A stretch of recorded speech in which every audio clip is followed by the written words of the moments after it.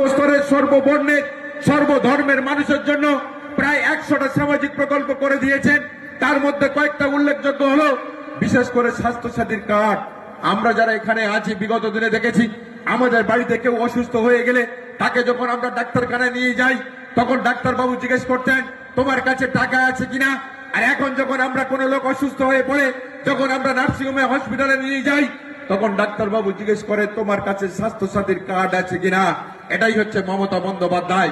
আজকে দিনে দাঁড়িয়ে গোটা বাংলা জুড়ে, গোটা ভারতবর্ষের কোন রাজ্যে আছে, এখানে অনেকের আত্মীয় স্বজন, বন্ধু বান্ধব গোটা ভারতবর্ষের কোন না কোন স্টেটে, দিল্লি, বিহার, গুজরাট, উত্তরপ্রদেশ, মহারাষ্ট্র, যেখানে বিজেপি ক্ষমতায় আছে, যারা বলছে আমরা ক্ষমতায় এলে লক্ষ্মীর ভান্ডার 3000 টাকা দেবো, যারা বলছে আমরা ক্ষমতায় এলে আমরা ঘরের টাকা 3.5 লক্ষ টাকা দেবো। আমি খালি আপনাদের কাছে বিনয়ের সঙ্গে বলতে চাই, আপনাদের যদি কোনো আত্মীয় স্বজন, বন্ধু বান্ধব, পরিবার পরিজন যদি বাইরে থাকে, খোঁজ নিয়ে দেখুন এই ভারতীয় জনতা পার্টি যারা জুমলাবাজ, যারা মিথ্যা কথা বলছে, আজকে দিনে দাঁড়িয়ে কোথাও বিনা পয়সায় রেশন, কোথাও বিনা পয়সায় চাল, এটা কিন্তু একমাত্র পশ্চিমবঙ্গে, গোটা ভারতবর্ষের মধ্যে একমাত্র এই পশ্চিমবঙ্গের রাজ্যে মানুষ আজকের বিনা পয়সায় রেশন পায়। কোন মানুষ আর না খেতে পেয়ে মারা যায় না।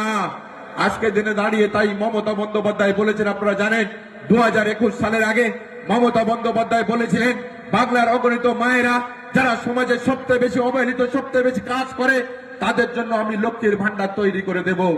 আজকের সেই লক্ষ্মীর ভান্ডার প্রায় 500,000 টাকা থেকে শুরু করে আজকের দিনে দাঁড়িয়ে 1,500 টাকা আর 1700 টাকা হয়েছে। এখন মায়েরা বলে, মমতা বন্দ্যোপাধ্যায় বলেছেন আমার সরকার যতদিন থাকবে বাংলার প্রত্যেকটা মায়েরা আজীবন লক্ষ্মীর ভান্ডার পাবে এবং প্রতি বছর এই ভান্ডারের টাকা বাড়বে, কমবে না, এই টাকা বাড়বে। এটাই হচ্ছে তৃণমূল কংগ্রেস। আর যারা বলছে আমরা ক্ষমতায় এলে অমুক দেবো,